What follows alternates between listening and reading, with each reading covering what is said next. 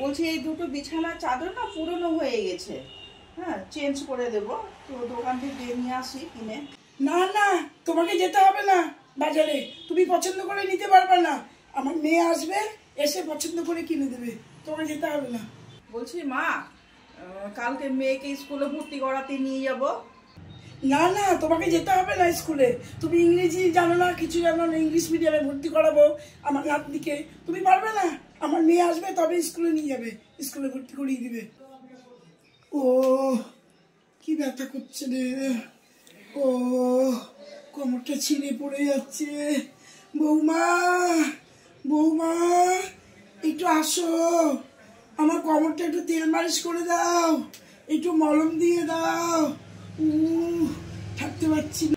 আমিও তো মালিশ টালিশ করতে পারি না, দিদি ভাইকে ফোন করে আমি ডেকে নিচ্ছি, ও এসে মালিশ করে দিবে। সবসময় মেয়ে মেয়ে করে, আর কাজের সময় সেবার সময় বৌমা বৌমা করে।